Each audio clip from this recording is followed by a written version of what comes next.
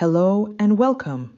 In a quiet village, a kind widow helps a starving stranger. But what if that stranger is hiding a secret that could change her life forever? This is the story of kindness, courage, and an unexpected twist you'll never forget. Once upon a time, in the humble village of Maveleni, life was simple. Its people were hardworking and resourceful. Among them was Thandi, a widow who ran a small eatery called Thandi's Table. It was her late mother's legacy. A modest place with wooden benches, colorful beadwork adorning the walls, and the rich aroma of freshly baked bread filling the air. Thandi poured her heart into the eatery, providing not just food, but comfort to the villagers who visited. Her greatest joy, however, was her son Lithu, an 8-year-old boy with a laugh that could light up the darkest day. Together, they faced life's challenges with resilience and a belief that kindness could make any burden lighter. One bright morning, Thandi and Lithu walked home from the market. Thandi's basket overflowed with fresh produce as she hummed a tune. Lithu skipped beside her, his small hand clutching hers. "Mama, look," he whispered, stopping abruptly. By the roadside sat a man dressed in ragged clothes. His eyes, weary and distant, betrayed a story of hardship. His trembling hands were extended, though he avoided meeting their gaze. Thandi's heart ached. She placed her basket on the ground and knelt beside him. "Are you hungry?" she asked gently. The man nodded but mumbled, "I don't want to trouble you." "Trouble?" Thandi smiled. "There's no trouble in kindness. Come, let us feed you." "Mama makes the best bread," Letha chimed in, tugging at the man's hand. After a moment's hesitation, the man stood. "Thank you," he murmured, his voice barely audible. At Thandi's table, Sipho ate slowly, savoring each bite of the warm bread and hearty stew. His hands trembled slightly as he held the spoon, a reminder of days spent going without food. Thandi noticed this and refilled his bowl without a word, offering him a kind smile. Lethu, perched on the bench beside him, watched with wide-eyed curiosity. "What's your name, uncle?" "Sipho," he replied, his voice quiet but steady. "Where are you from?" Lethu asked, his questions endless as always. Sipho hesitated. "A faraway place," he said, looking down. His tone carried a weight that silenced further questions. As days turned into weeks, Sipho remained a quiet presence at the eatery. He worked hard, often finishing tasks before Thandi even thought to ask. He repaired a broken chair, swept the floors, and even helped Thandi carry heavy sacks of flour. The villagers whispered about him. Some wondered if he was a wandering tradesman. Others suspected he was running from something. But Thandi saw only a man who carried an invisible burden. One evening, as Sipho washed the dishes, he paused and looked around the eatery. The walls were lined with beadwork and faded photographs, a testament to a family's history of perseverance. The laughter of a few remaining customers echoed warmly in the space. For the first time in a long while, he felt something he had not allowed himself to feel, a sense of belonging. But in the quiet of the night, when the eatery closed and he lay under the stars, Sipho's thoughts often turned dark. He thought of the countless doors he had knocked on during his journey, only to be turned away. "Move along," strangers would bark, their faces hard with mistrust. "We have nothing for you here." Some had mocked him for his tattered clothes. Others had looked past him as though he didn't exist. The memory of those cold, hungry nights lingered like shadows in his heart. He clenched his fists, silently vowing to repay Thandi's kindness tenfold. "Why did she help me?" he wondered aloud one night, gazing at the stars. "What makes her different?" One late evening, long after the customers had gone, Thandi and Lithu stayed behind to clean the eatery. The air was filled with the scent of spices and fresh bread, and the faint hum of crickets outside added to the peaceful atmosphere. Lethu, ever curious, was crawling under the tables pretending to be a lion when he called out, "Mama, there's something here." Thandi knelt beside him and pulled out a small leather pouch wedged beneath the bench. It was unassuming, but when she loosened the drawstring and peeked inside, her breath caught. The dim light from the lantern glinted off the contents. Gold coins, enough to change their lives forever. Her hands shook as she held the pouch. "Lethu, did you see who left this?" "No, Mama," he said, shaking his head. "Do you think it's Uncle Sipho's?" Thandi hesitated, her heart pounding. She glanced over at Sipho, who was sweeping the floor in his usual quiet manner. Gathering her courage, she approached him. "Sipho, does this belong to you?" she asked, showing him the pouch. Sipho's reaction was immediate and firm. "No, it's not mine," he said, but his eyes lingered on the pouch for a moment too long. Thandi noticed the fleeting expression. Was it guilt? Fear? She couldn't tell. "If it's not yours, then whose could it be?" she wondered aloud. Sipho looked away, his face unreadable. "Perhaps someone left it by mistake," he said softly. Later that night, as Thandi locked up, she caught Sipho staring into the distance, lost in thought. His face, usually calm and composed, was etched with sadness. She wanted to ask what burden he carried, but held back, sensing that his secrets would reveal themselves in time. After leaving Thandi's table, Sipho wandered down to the river bank, the quiet rippling of the water soothing his restless thoughts. He sank onto the cool grass, the stars reflecting in the dark water. For weeks, Thandi and Lethu's kindness had warmed him, but it also unearthed an ache he had buried deep within him. He thought back to the early days of his journey when he had left the palace. Full of excitement and purpose, he had believed the world would welcome him with open arms. Yet reality had been cruel.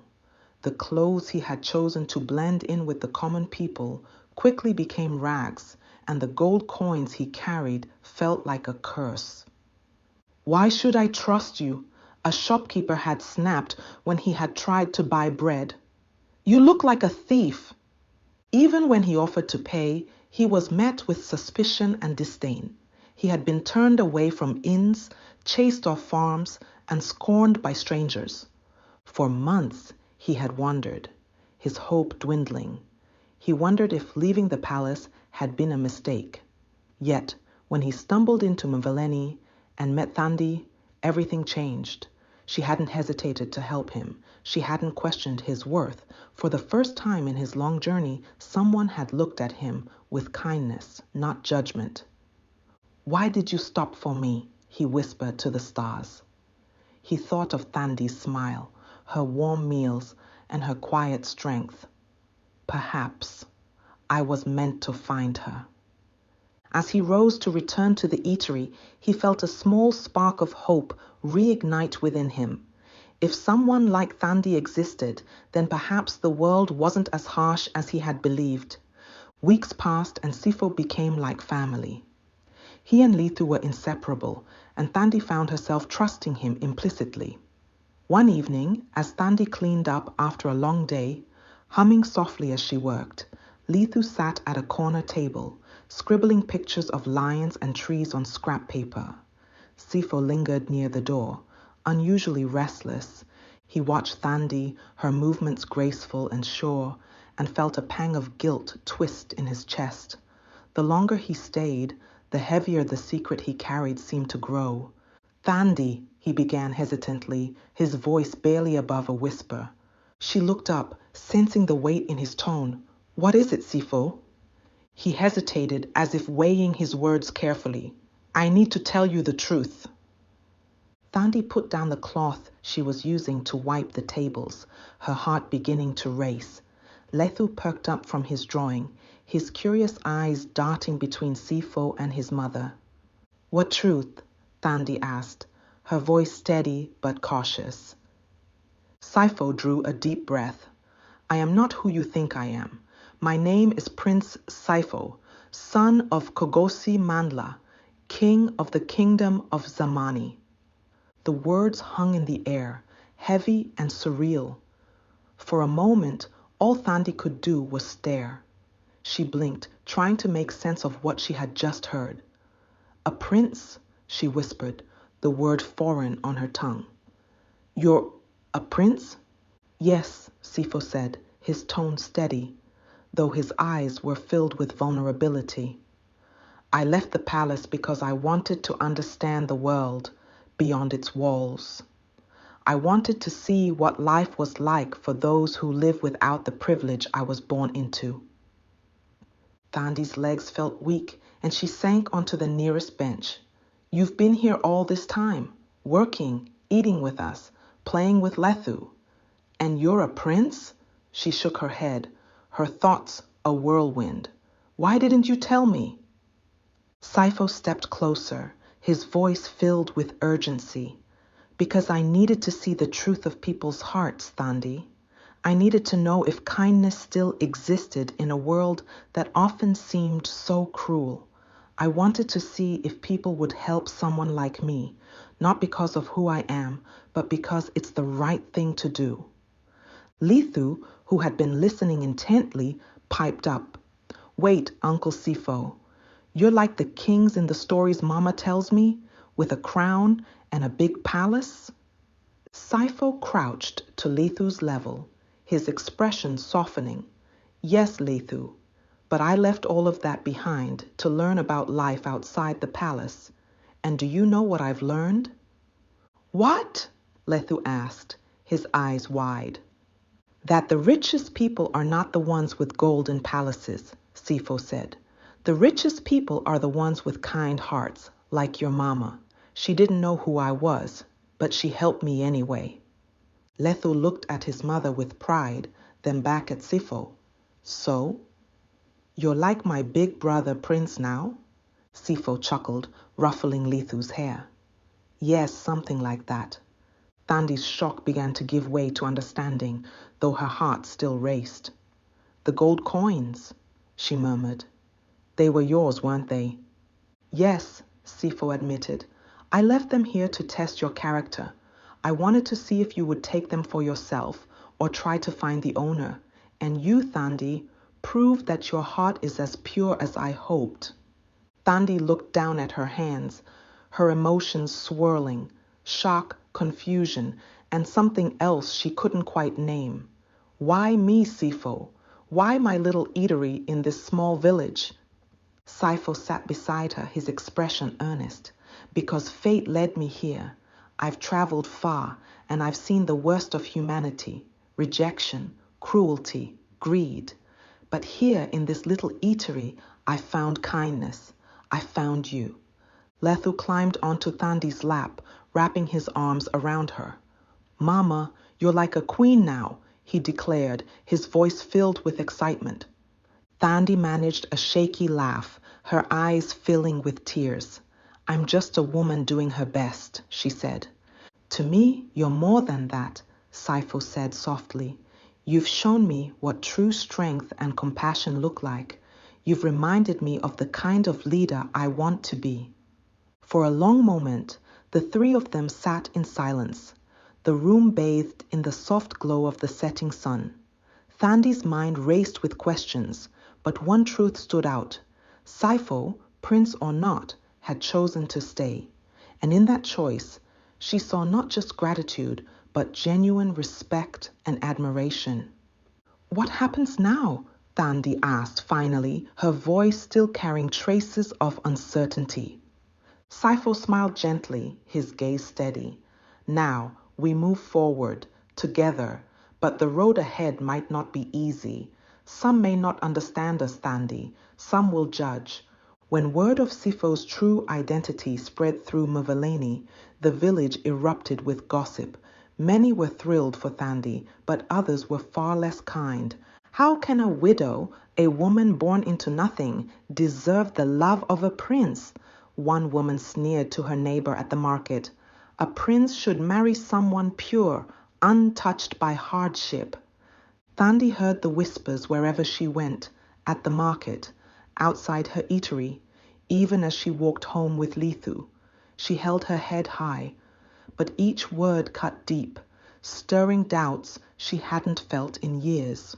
One evening, as she prepared dinner, Thandi's hands trembled as she kneaded the dough. Lethu sat at the table, drawing pictures of crowns and palaces, blissfully unaware of her inner turmoil. Maybe they're right, she murmured to herself, her voice barely audible. What can I offer a prince? Sipho, who had been standing in the doorway, overheard her. He stepped forward, his face serious. Thandi, don't let their words poison your heart. She turned to him, her eyes filled with uncertainty. But Sipho, I'm just a widow running a small eatery. What do I have to offer someone like you? Sipho reached out, taking her flour-dusted hands in his. Thandi, you've given me more than anyone ever has. You showed me kindness when I was at my lowest. You've reminded me what it means to lead with compassion. That's worth more than all the gold in Zamani. The next day, as Sipho walked through the village square, he overheard a group of villagers talking near the well. She doesn't belong with him, one man said. She's not royal. What does she know about being a queen? Sipho's steps halted. His voice rang out, firm and steady. Enough! The group turned, startled to see him standing there. I chose Thandi not because of her wealth or station, but because of her heart, he said, his tone calm but commanding.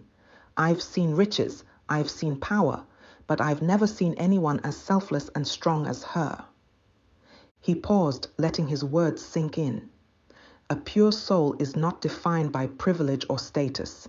It's defined by how one treats others, especially those who have nothing to offer in return. Thandi has shown more grace and courage than most people I know. The villagers fell silent, shame flickering across their faces.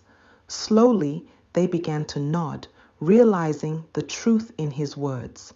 One sunny morning, a grand carriage pulled up outside Thandi's table. The villagers gathered, their curiosity piqued. Out stepped royal messengers dressed in fine attire.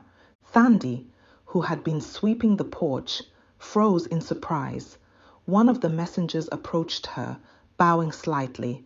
Madam Thandi, His Majesty, King Kagosi Mandla, requests your presence at the palace. You and your family are to be honored guests. Thandi's eyes widened. The palace? She echoed, glancing at Sipho, who stood nearby with a knowing smile. Yes, Sipho said, stepping forward. It's time you met my father. The journey to the palace was like stepping into a dream.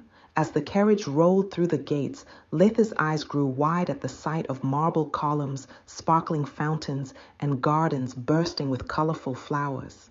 Is this real, Mama? He whispered, clutching her hand tightly. It feels like a dream, Thandi replied, her own eyes filled with wonder.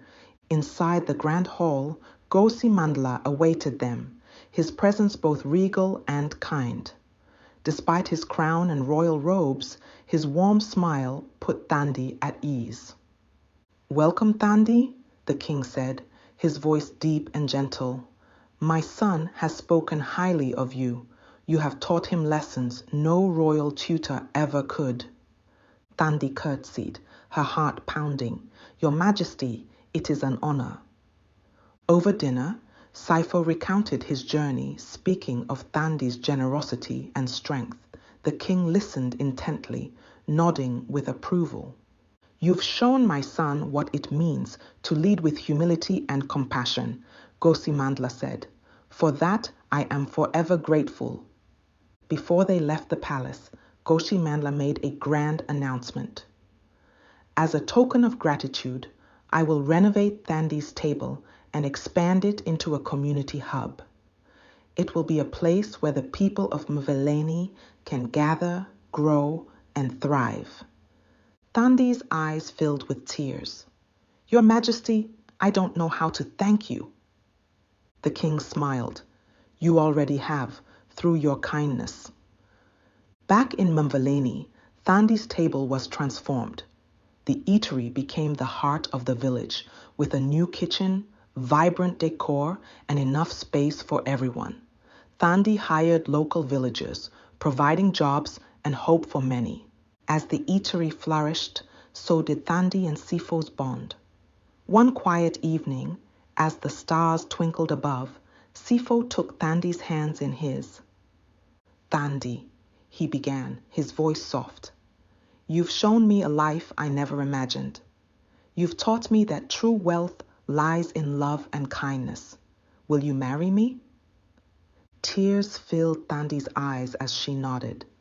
Yes, she whispered. Their wedding was a grand celebration, blending village traditions with royal splendor. Thandi wore a dress adorned with intricate beadwork, combining her humble roots with her new life. Villagers danced alongside royals, their laughter echoing under the open sky. Gosi Mandla addressed the guests. Today, we celebrate not just a union, but a lesson. Kindness can bridge all divides and create the most extraordinary connections. Back in Mvuleni, Thandi and Sipho built a life rooted in compassion. The eatery thrived, providing not just food, but hope. Lethu often helped his cheerful energy lighting up the space. One evening, as Thandi tucked Lethu into bed, he asked, Mama, is kindness really like rain? She smiled, kissing his forehead. Yes, my boy, it nourishes everything it touches, and it makes the world bloom. And so, their story became a legacy, teaching generations that even the smallest act of kindness can lead to life's greatest blessings. If this story brought a smile to your face, share it with someone who inspires you to be kind. And don't forget to like, comment, and subscribe to join us for more uplifting stories.